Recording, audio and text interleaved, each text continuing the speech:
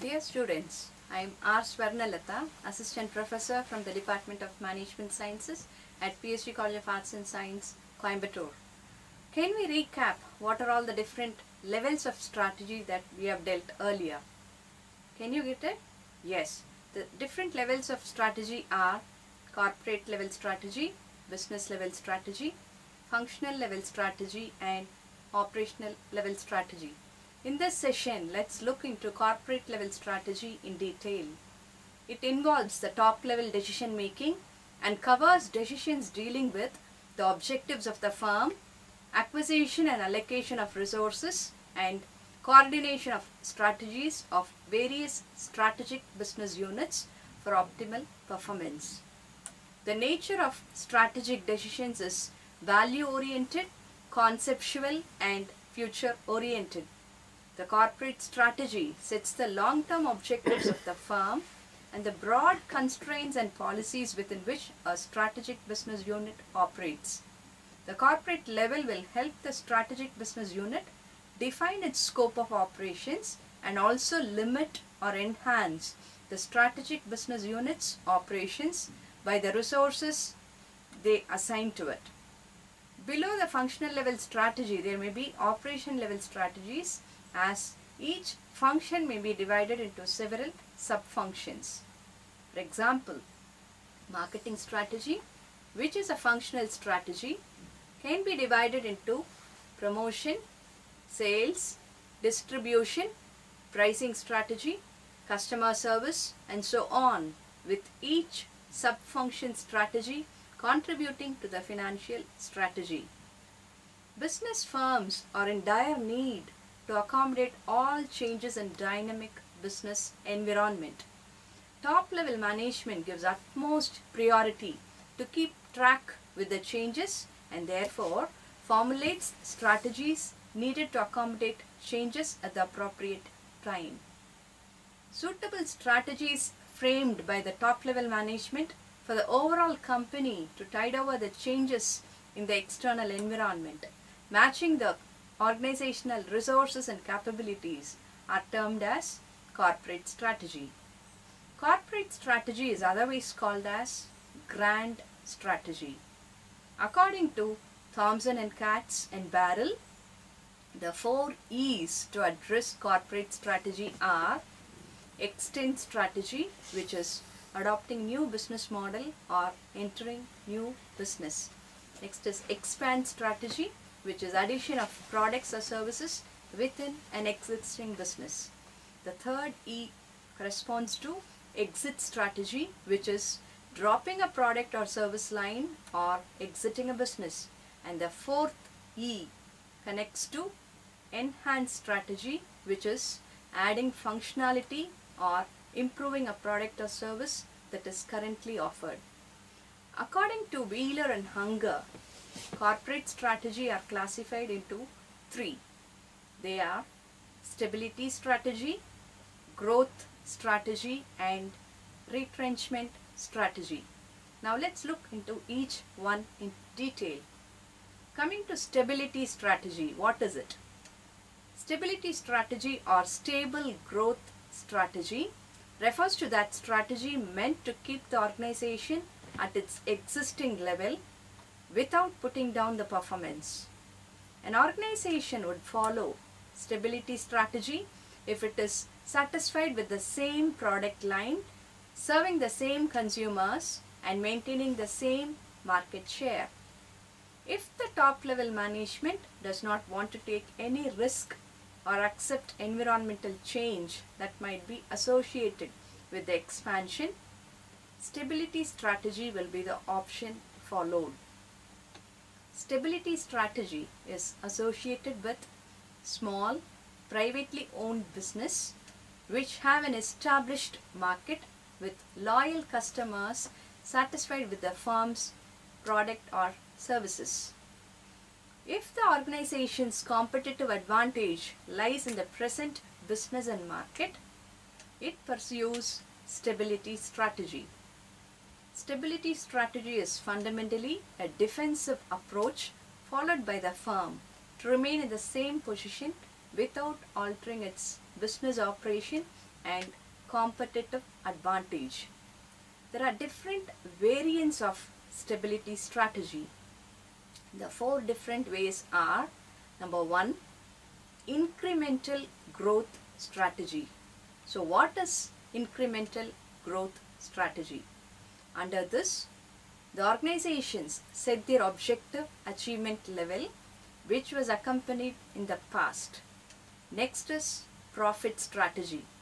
It is called as harvesting strategy, where the firm is interested in generating cash when the firm is in the stage of declining sales in the market. The third one is sustainable growth strategy. This strategy is followed when the organization perceives that the external conditions are not favorable due to certain critical resource constraints like financial resources or raw materials or unfavorable government policy.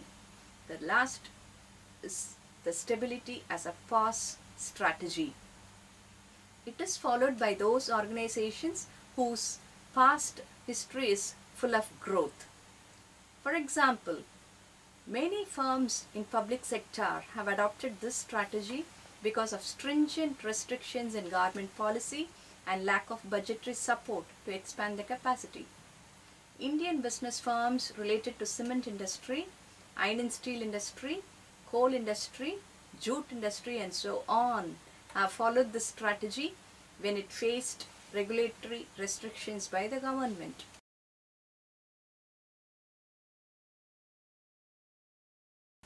Next type of corporate strategy is growth strategy. So what is growth strategy? Growth strategy refers to that corporate strategy which supports the business firm to improve the business performance to next higher level. A growth strategy is the strategy which a business firm follows to when it fulfills the objective and takes it to next level upward in significant increment much higher than an exploration of its past achievement level. It refers to gradual expansion of the operations of the business firm and the addition of new frontiers in operation. This results in more sales, new customers, more revenue and increase in market share. Growth strategies can be very risky and involve forecasting and analysis of many factors which affect expansion, such as availability of resources and availability of markets. The possible growth strategies are internal growth strategies and external growth strategies. So what is internal growth strategy? Internal growth strategy is otherwise called organic growth strategy. They rely on companies' own resources by investing some of their profits. Internal growth is planned and slow.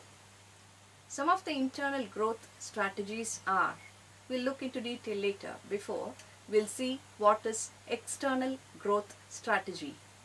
In an external growth strategy, the company draws on the resources of other companies to leverage its resources. External growth strategies are mergers, acquisition or takeover, joint venture and strategic alliances.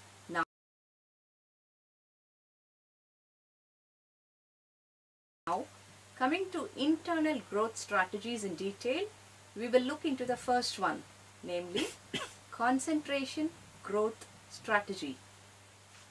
Concentrated growth strategies are strategies that focus on improving current products and markets without changing any other factors. The firm channelizes its resources to achieve the profitable growth of the single product in a single market with a single technology. This strategy highlights the growth and expansion of the single product or few closely related products or services in the existing line of business. A strategy of concentration allows for a considerable range of action. The business can attempt capturing a large market share by increasing the present customers' rate of usage, by attracting competitors' customers, or by inducing the non-users in buying the products or services. For example, Microsoft is a classical example for using this strategy. It has concentrated on developing and marketing computer software and related products and has become one of the most successful companies. Amul also has used this strategy to manufacture and market processed dairy products like milk, milk powders, ice creams, curd, yogurt, processed cheese, flavored milk, etc., and is a forerunner in the dairy market. There are basically three approaches to pursuing a concentration strategy. The three sub-strategies are market penetration, market development, and product development. In market penetration, the organization tries to attract and gain market share in the existing product by improving its quality or lowering prices, and aims to expand its business to new customers in the existing market at a rate higher than the industry rate of growth. For example, Prestige opening many number of showrooms in cities. Coming to market development, here focus is taken to increase the sales through innovative marketing efforts and selling the existing product in new markets, either in new territories or segments. For example, Unilever Limited launched Sunsilk shampoo in US market, which is currently sold in Europe, Latin America and Asia. The third is the product development, where the business firm takes steps to achieve phenomenal growth through selling of innovative products and services in the existing markets of the business firm. For example, Coca-Cola launched Diet Coke sweetened with Splenda. Now, coming to the second internal growth strategy after concentration strategy is vertical or horizontal integration. Let's look into what is vertical integration. Vertical integration means that a company is producing its own inputs, which is backward integration, or delivering its own output, which is forward integration, rather than dealing with intermediaries. To pursue any backward integration strategy, a company can buy another firm that supplies its raw materials, or it can start its own unit to manufacture the needed inputs. This step would eliminate intermediary profit and secure the source of raw materials. Examples for backward integration are Tata Chemicals acquired British Salt Limited, an UK-based white salt producing company, to manufacture the needed inputs used in its product. An ice cream company that buys a dairy farm follows the strategy of backward integration. Amazon.com followed backward integration when it became not only a bookseller but also a book publisher. As a bookseller, Amazon.com buys books from various suppliers such as publishing companies. By becoming a publisher itself, it has integrated into its business the role of supplier and can sell books that its own publishing company publishes. Examples for forward integration. Most of the oil companies like Bharat Petroleum, Hindustan Petroleum, Reliance Petroleum have their own oil exploration, refining and distribution outlets for selling fuels. Arvind Mills Limited, which is involved in manufacturing textiles, has initiated its own retail showrooms with the brand name Mega Mart, Arrows, Flying Machine, etc. Trends and Og Private Limited, an initiative of Kevin Care Group of Company, manufacturers of beauty products like shampoos, hair oils, facial creams, talcum powders, hair dyes and deodorants, has started chain to take its product direct to customers. Trends and Og also runs a Trends Academy which trains the candidates who are recruited in the salon industry. Vertical integration strategy is a growth strategy as the business operations of the company are expanded by acquisition within the same industry.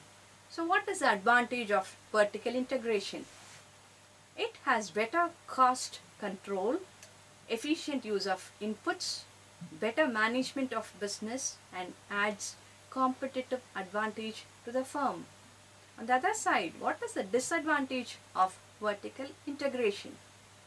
It has difficulty in managing and integrating different functions and operations of the unit. There is financial burden in acquiring or starting the new unit, and there is reduced flexibility in operations. Hope you are now clear with what is vertical integration. Now let's move on to understand what is meant by horizontal integration. Horizontal integration means that the business firms acquire additional units of the competitor involved in the same business and thereby expand their business.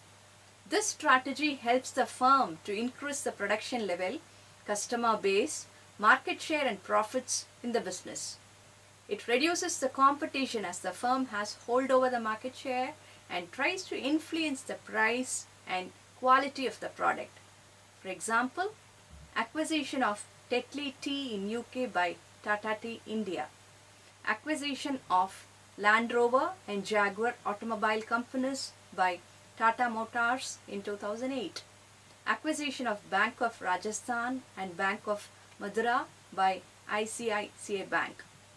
Coming to the third internal growth strategy, it is diversification. So what is diversification?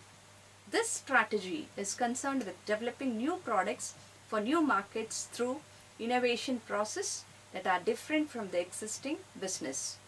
The major reason for the firms to diversify is to reduce the risk associated with the single industry operation due to changes in business environment. There are two major types of diversification. They are related diversification or concentric diversification and unrelated diversification or conglomerate diversification. Now let's look into what is meant by related diversification. As I have told you earlier, related diversification is otherwise called concentric diversification. It means diversifying into a different industry but one which is in some form related to the existing industry of the business firm with similar technology, customers, market, resources, skills, etc.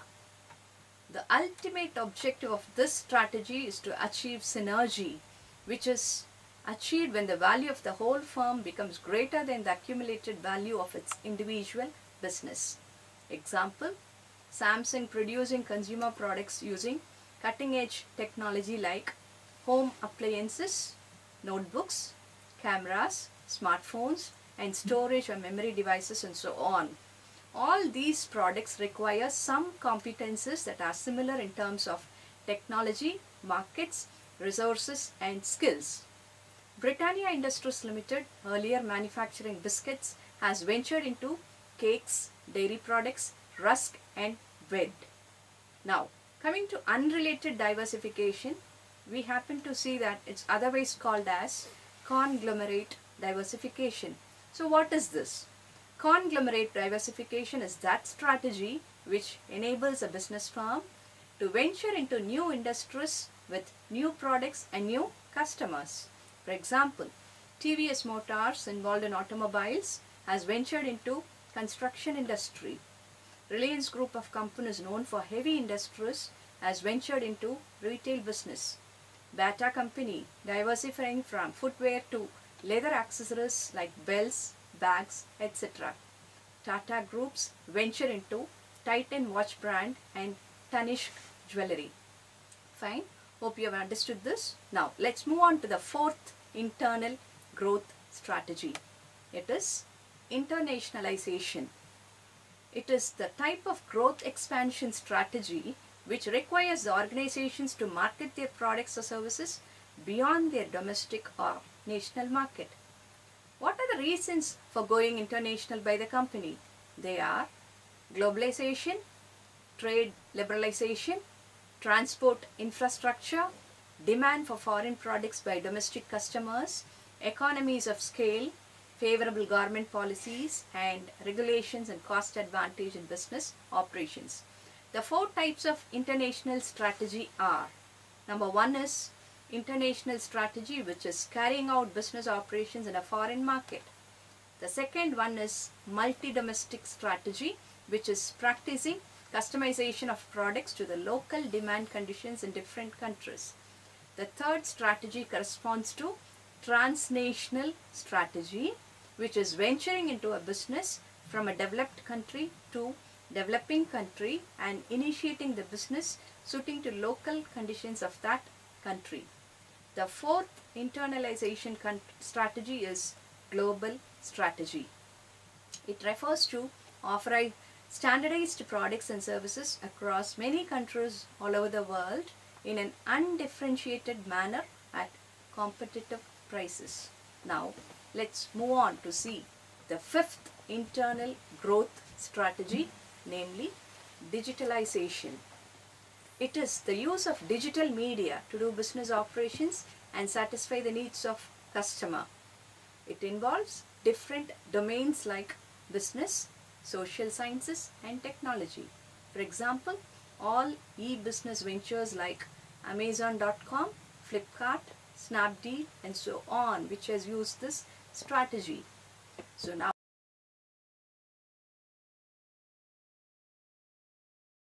having seen at what are internal growth strategy, let's move to external growth strategy. External growth strategy is otherwise called as cooperative strategy. They are classified into mergers, acquisitions, joint ventures and strategic alliances. Let's see what's merger. Merger refers to combining two or more firms. The two kinds of merger are merger by absorption and merger by consolidation. So what is merger by absorption? It is a combination of two or more firms into an existing company in which one acquires assets and liabilities of the other in exchange for stock or cash. All companies except one lose their identity in such a merger. Example, absorption of Tata Fertilizers Limited by Tata Chemicals Limited. Tata Chemicals Limited survived while Tata Fertilizers Limited ceased to exist. Tata Fertilizers Limited transferred all its shares to Tata Chemicals Limited. Now, what is merger through consolidation? It refers to the combination of two or more firms into a new company. In this form, all companies are legally dissolved and a new entity is created. For example, merger of Hindustan Computers Limited, Hindustan Instruments Limited, Indian Software Company Limited and Indian Reprographics Limited into an entirely new company called HCL Limited. The unique feature is that acquiring company takes over the ownership of other companies and combines their operations with its own operation.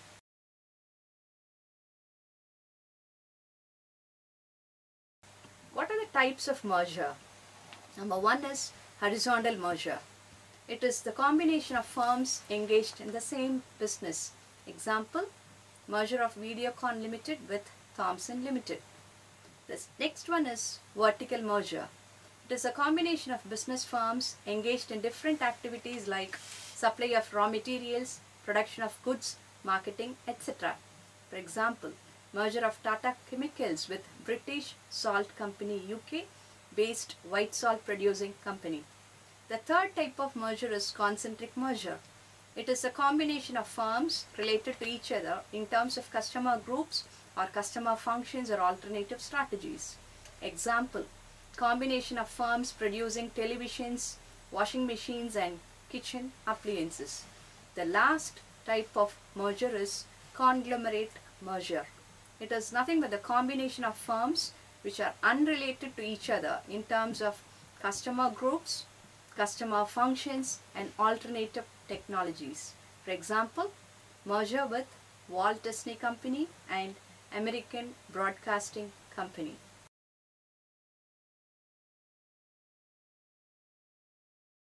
Now, what are the reasons for such mergers? Why do companies resort to merger? Companies take to merger for the following reasons: availability of advanced manufacturing facilities, high brand image, captive market share, loyal customers, advanced technology, efficient distribution network, and financial soundness. So having known what are the reasons for merger, what may be the objectives for a merger? The objectives of merger are to increase the value of the firm, to stabilize the firm's earning and sales, to reduce competition, to diversify the product line, to enjoy tax benefits, to acquire efficient resources quickly, and to promote synergy by increasing profitability and efficiency. Now, coming to the advantages of mergers, what's it? When you resort merger strategy, the firms enjoy economies of scale, utilizes funds in efficient allocation of resources. It can diversify the activities and increase profits and efficiency. Sick units can be revived through mergers. They can ensure easy market penetration and improve customer loyalty. They can enable easy access to sources of raw materials, finance and human resources. Merger can help to acquire skilled labor force, and more so, entrepreneurs find it easy to buy an existing firm with established customers and markets rather than setting up a new firm. Having studied all the advantages of a merger, what are the disadvantages? The one disadvantage that is found in merger is it causes conflicts and psychological problems of the top management of merger firms. Yet other disadvantages, the executives of the acquired firm may get a low status in the new firm. Further, that leads to concentration of economic power, monopolistic competition, higher prices, restricted supply, and black marketing. So having seen what are all the advantages and disadvantages, now let's look into what are the guidelines for effective mergers. Mergers must be effectively planned. Valuation of the firm's stock should be considered in a fair manner. Legal clauses must be carefully analyzed. Detailed plan and program should be designed. Authority and responsibility should be clearly designated. Human considerations must be given equal consideration as that of financial resources. Activities of merger should be controlled through feedback and management of information system. The success of any merger lies in careful performance of three activities. The three steps involved in merger are planning, searching for the firm, screening for the right choice, and carrying out the financial evaluation.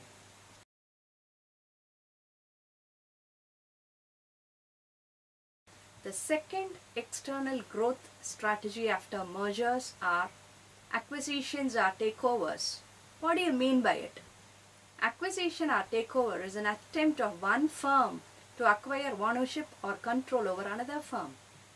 Takeovers can be hostile, which is against the wishes of the acquired firm, or friendly, which can be through mutual consent of buyer and seller. It is the successful strategy after economic liberalization. Few examples are Tata Steel India acquired Chorus Group UK for $12,000 million. Videocon India acquired Daewoo Electronics from Korea. Tata Motors acquired Jaguar and Land Rover automobiles in 2007. L'Oreal Company's acquisition of Body Shop, and Microsoft's acquisition of Skype. Now, what are the advantages of takeovers? It provides easy growth opportunities, creates mobility of efficient resources from one activity to another activity, avoids gestation periods and problems involved in new projects. It increases the market share. It increases the profitability of the target firm. It decreases the competition, enlarges the brand portfolio, and provides the chance for survival to the sick units. Let's take a look at what are the disadvantages of acquisitions and takeover. It results in monopoly and concentration of economic power. The interest of the minority shareholders are not protected. There is likelihood of job cuts. Cultural integration or conflict with new management is difficult.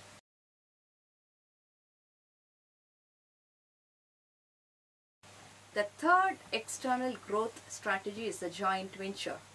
It's a business agreement in which two or more firms agree to develop for a finite time a new business entity and new assets by contributing equity.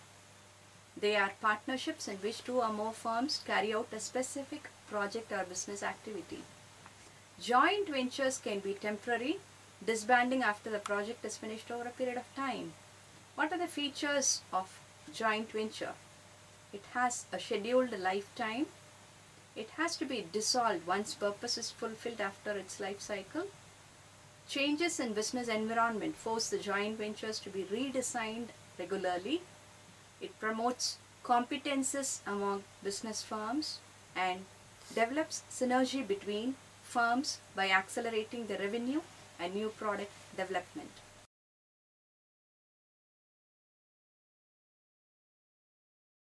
Now, the fourth external growth strategy is the strategic alliances. What is strategic alliances? When two or more firms enter into long-term cooperative agreement with their trading partners to accomplish certain specific objectives over a specific period, these relationships are known as strategic alliances. It promotes synergy and competitive advantage. Example, ICICI Bank and Vodafone India, one of India's largest telecom service provider, announced a strategic alliance to launch a unique mobile money transfer and payment service. This offering will comprise a mobile money account with ICICI Bank and a mobile wallet.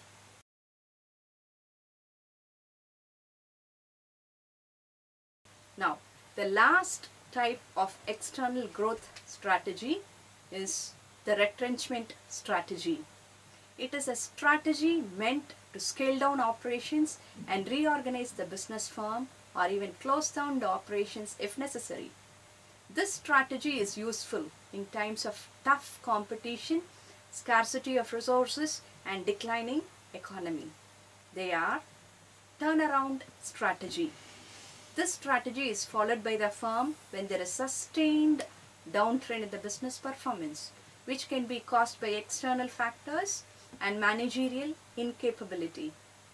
This is focused on controlling the present declining trend in performance while improving the long-run efficiency of operations through cost reduction, revenue increase, and reduction of products and services.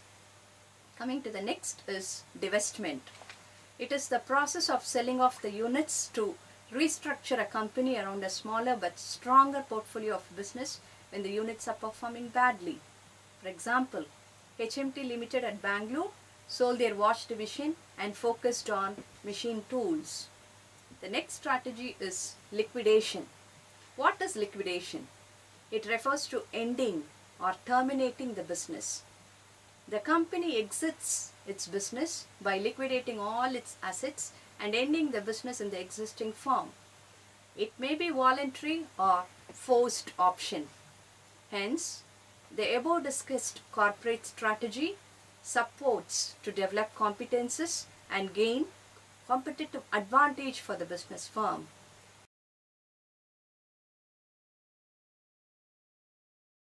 In this module, we have dealt in length about corporate strategy, its meaning, types of corporate strategy, namely internal and external corporate strategy, and other related issues with it. Hope you had a thorough understanding of it. Looking forward to meeting you in the next module. Thank you.